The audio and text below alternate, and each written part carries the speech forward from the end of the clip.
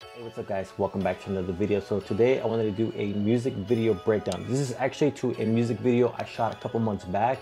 I was actually going through like the archives, going through footage, and I realized that I was actually supposed to make a vlog that day and I didn't actually complete it. I started it, but I didn't complete it. So I was like, you know what? Instead of letting that footage kind of go to waste, because we got some really cool behind the scenes, why not just do a breakdown of that music video instead? So that's exactly what we're doing today. So first things first, what gear was used for this music video? Sony A7iii with the Sigma 35mm lens, Weeble S gimbal, and handheld. Picture profile Slog2. This is actually my first time I went full Slog2 with a music video. Prior to this, I would do like Cine 4 with a mixture Slog2, but this time I committed. I was like, no, I'm gonna shoot Slog the entire music video. I'm so glad I did. I learned a lot from it. So this day we actually shot 3 music videos. We shot 2 in the studio, so I'm actually just gonna be talking about the 2 that we shot in the studio. This was actually shot in downtown LA at Cinepacks. This is an amazing space. Like, they have a lot to offer, a lot of really cool sets on there.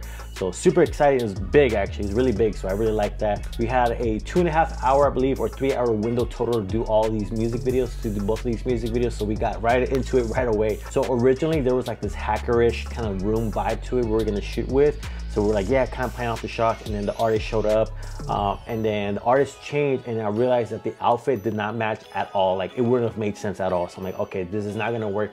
We have to go to the other sets. Luckily, there's a lot more sets to work with, but that's another key thing. Always make sure that your artist matches with the aesthetics of the environment, or vice versa. You always got to make sure that, you know, everything looks cohesive, whether it be lighting, the outfits. Just always make sure that it makes sense, because his outfit wouldn't have matched there and it just wouldn't have worked. We wanted to create kind of like a moody-ish, grungy vibe to it.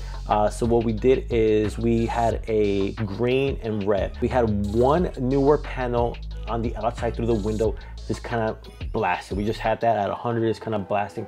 So that way there's a little bit of light coming through there. So we had that light there. And then these little house lamps, so we had them at a tungsten. Like I said, we're going for like a very vintage, or not vintage, we're going for like a grungy look to it. So I wanted to have greens and reds on there. So that's exactly what we did. And then what we did is we had one of the neon lights purposely shown in the shot, just because, I don't know, I just wanted it to be in the shot. So basically I had that at red, because I was also going to use that red to kind of shine, you know, use that as a key light to shine directly to the artist. And then we had another light, we had the other neon light, just basically shining green as well. I wanted it to be obvious. I wanted it to be super obvious with these shots. I wanted it to be like very pop, very green, very red. So that's exactly what we did. So we got these shots. That was set number 1. After that, we went to set number 2. Now in the studio, because it is part of Cinepacks, they actually have their products on display, and one of those products is actually they have filters.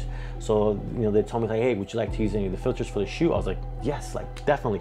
So that's what we did. So I used one of the split filters just because I want to try it out. I've never tried it. I'm like, this song matches with it. It's a good time to try it out. Let's try it. And then after that, we were in this room here. So I went with like a blue and a purple. So for this particular set, I just told the artist, hey, just right on the walls, just walk around, act like you're, you know, talking sideways, but don't necessarily sing to the camera. So that's what I told him, and that's what we did. Just handheld in here, give it like a really cool look. I was really happy with it. It was actually only those 2 sets for that music video, because the song, it was only like a 2-minute long song, so I knew I didn't need a whole lot of shots because of how short the song is. And then we moved on to the second video. So this was 2 music videos, or in 1 studio. So the second song was called Sailor Moon. So we wanted to emphasize on keeping like some type of moon element in there. So that's exactly what we picked this spot here. So there's a circle there just to kind of illustrate the moon per se. So and then he had a really cool outfit for this, and then he had the mic, and it was just a vibe. Like, I really liked the way everything came out.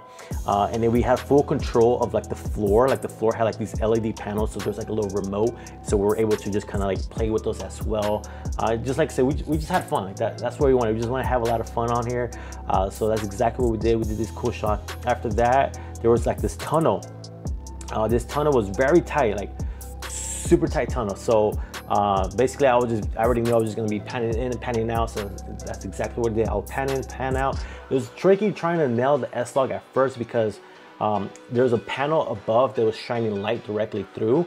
And every time I would face it up, you know, the meter was just going crazy. So what I did is I just focused on him. I set it to the exposure to him, and then no matter how the meter moved, I was like, all right, well, hopefully in post it doesn't change, or hopefully in post it works out, and it did. So I'm glad that happened. I didn't use any lighting. I just used what they had on there. So naturally they had like this kind of bluish color, which I really liked. After that, we went to the third set, which I wasn't really too fond of this set. It was kind of like okay.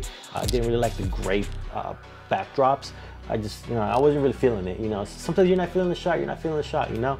I tried to make it work, it just wasn't for me. We went to this last shot, which is my favorite shot. So same thing, there was this cool projector that we're able to basically put anything on this, anything, they basically have a variety of things you can display on this projector.